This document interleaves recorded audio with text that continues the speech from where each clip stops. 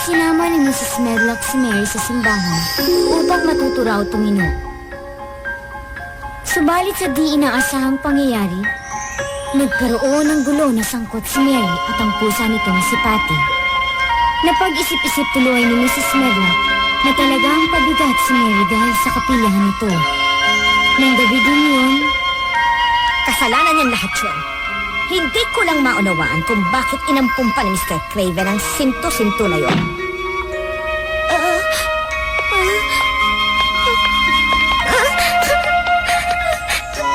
ako, mabigat, masakit.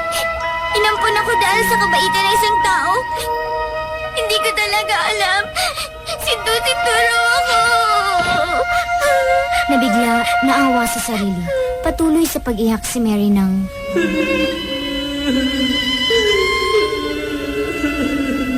Ano kaya yun? Parang merong umiyak sa itaas. Kailan ka ba naman titigil sa pagmumukmok? Malamig na ang tsaa.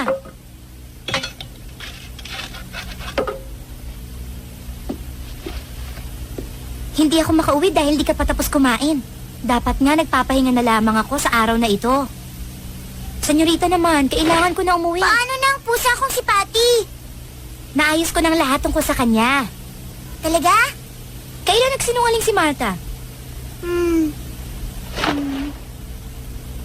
Huwag na kayo magmukmuk dyan, senyorita. Tumayo na kayo. Martha? Pabigat ba akong talaga sa inyo? Sino namang nagsabi sa inyo niyan, senyorita? Ako ba'y masakit lang? Hindi yan totoo, senyorita. Sa katunayan, naaliw nga ako sa inyong katalinuhan. Talaga? Talagang talaga. Martha! Bakit ba? May nangyari ba sa'yo kagabi? Kagabi, takot na takot ako, Martha. Ha? May narinig akong boses. Parang isang umiiyak. Ha? Hindi yun maaari. Baka naman guni-guni mo lang ang mga yon, senyorita. Hindi. Ha? Totoong may umiiyak. Dinig na dinig ko sa itaas. Talaga? Maaaring ang hangin lang ang narinig mo. Minsan kasi pag umipang hangin sa latian, parang tunog ng iyak. Baka naman yun ang narinig mo. Palagay ko hindi yun hangin. Hindi ba mas gusto mo ngayong makita si Patty? Kung ganon, magpunta ka na sa ibaba at mag-almusal na. Ayoko yung kainin. Nakakahinayang. Kung sa mga kapatid ko yun, tiyak halos nag-aaway pa silang lahat sa pagkain yun. Aba, napakaraming nagugutom ngayon sa mundo. Bakit mukhang hindi malulusog ang iyong mga kapatid? Hindi pa kasi sila nagkakaroon ng pagkakataon na talagang busog na busog ang tiyan. Lagi silang gutom tulad ng mga lobong makikita mo doon sa latian. Ano bang pakiramdam ng matinding gutom? Ay, nakakagulat ka talaga. Ang gutom, yung walang laman ng tiyan. Pakiramdam mo halos magkadikit na ang iyong harap at likod dahil sa gutom. Tiyak, pag naranasan mo yon, hindi mo nahahayaang masayang ang pagkain sa mesa. Ito ang iyong pakatatandaan. Ang grasya ng Diyos ay di dapat tinatanggihan ng isang tao. Siguraduhin mong di makakapasok si Patty sa loob. Baka malaman ni Mrs. Medlock tayong dalawa mananagot. Makakaasa ka? Patty! Bukas na hapon ang aking balik. Patty! Martha, tayo na. Oo. Bago ka pumasok, kailangan dalhin mo muna si Patty sa may kwadra. Alam na ni Sam ko anong gagawin sa kanya, senyorita. Tama yun. Ihahatid ko lang si Martha at mamimili na rin ng ilang gamit. Tapos babalik agad. Magkita tayo bukas. Sa ikasyam na umaga darating si Binibining Makoy. Huwag mong kalimutang iwan si Patty sa kwadra bago bumalik sa loob para sa iyong klase. Oo na. Kaibiganin mo si Binibining Makoy. Mabait siyang tao. Oo, umasa ka. Wala na sila. Patty, makakapaglaro na tayo sa wakas nang walang istorbo. Patty! Patty, saan ka pupunta? Patty! Patty!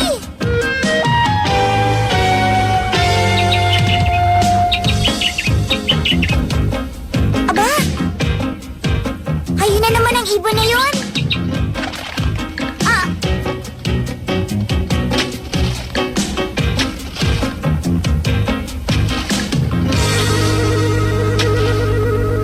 Mang Hindi ka siya nakita.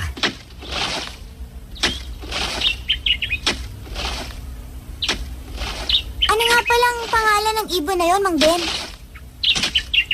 Ha?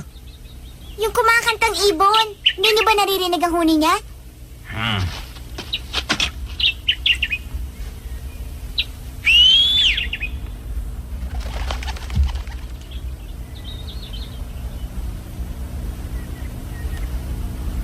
Ngayon ka lang ba nakakita ng isang Robin?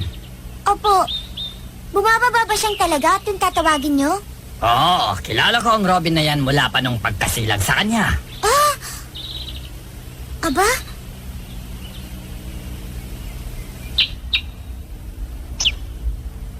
Aba, tignan mo. Bakit po? May problema ba? Bihira kasing mangyari ang ganyan. Mukhang gusto niyang makipagkaibigan sa inyo, senyorita.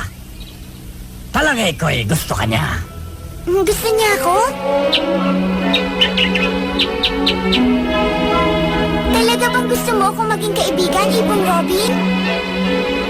Totoo ba yun?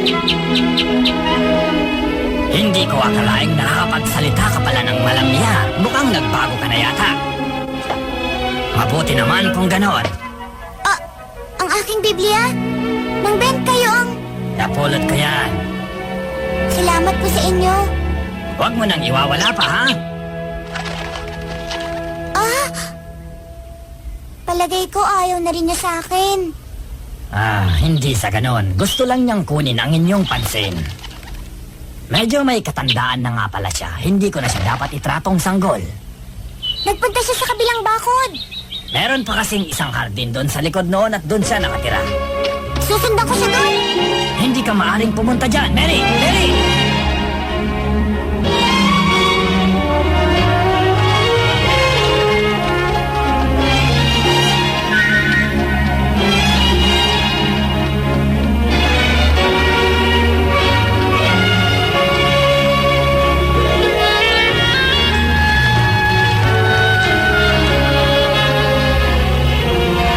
Makinig ka sa akin, Robin. Gusto kita. Natutuwa ako sa'yo.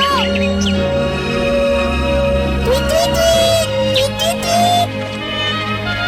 Ah!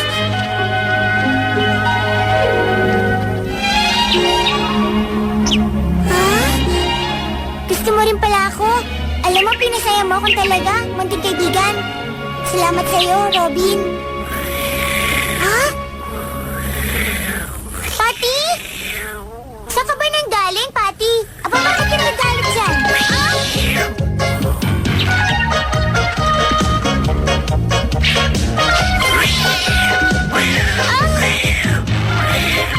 Pati, wag! Magkaibigan kami!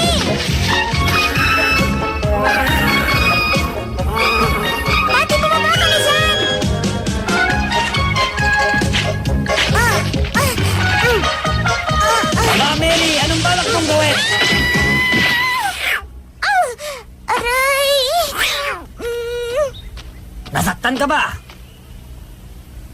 Kayo po ang may kasalanan, Mang Ben. Ginulat po kami kaya kami nahulog sa baging. Nakakainis po kayo. Makinig ka muna. Walang sino man ang maaaring umakyat dyan sa bakod.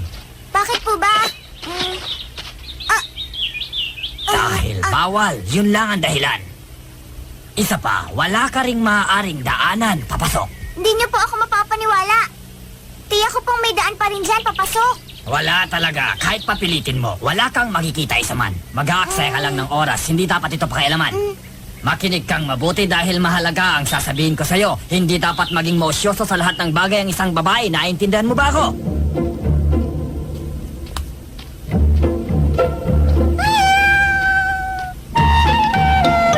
Nagugutom ka na ba, Pati? Ganun din ako.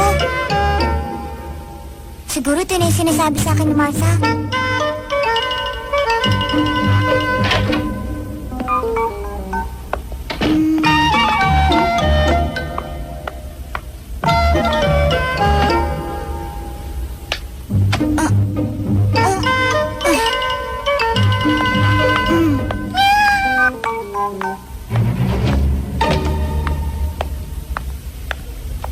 Ay, aba, ikaw pala, Senyorita Mary. Anong ginagawa mo rito sa kusina?